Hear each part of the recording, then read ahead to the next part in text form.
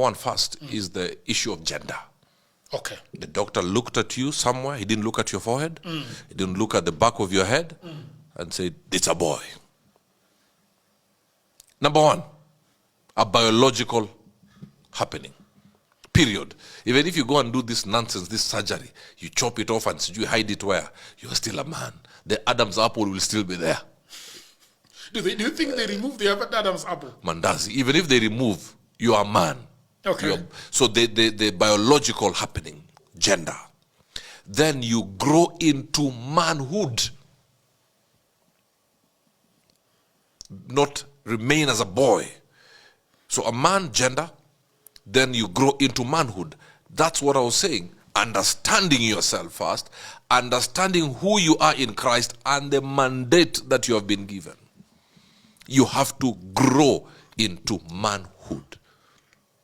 Not what the world tells you, not what the blogs tell you, not what internets tell you. It's growing into that. And how do you know then?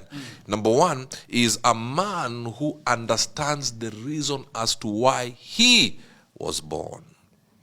Then you start growing into manhood.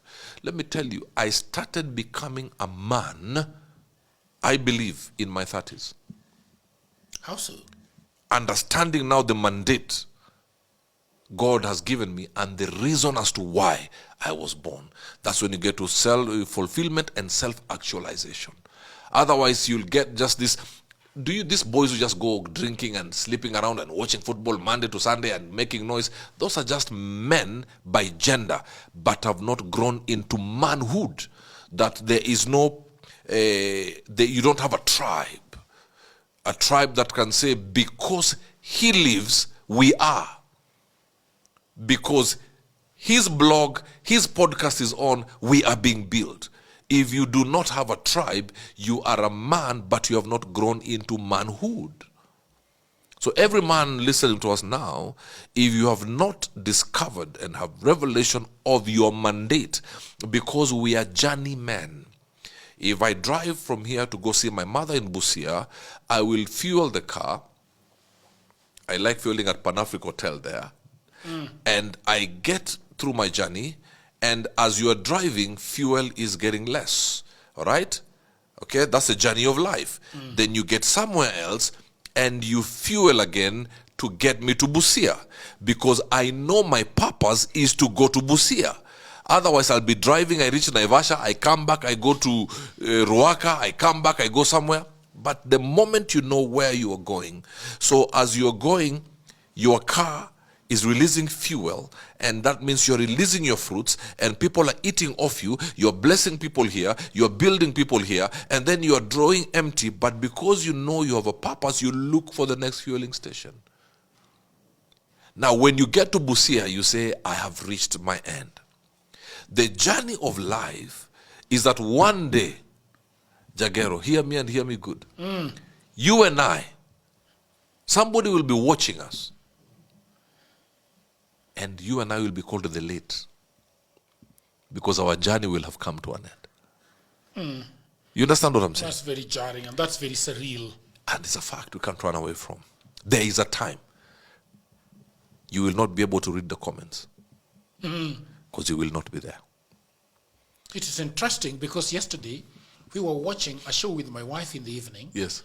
And then at the end of that show, they are saying that in memory of one of the characters in the show. Yeah.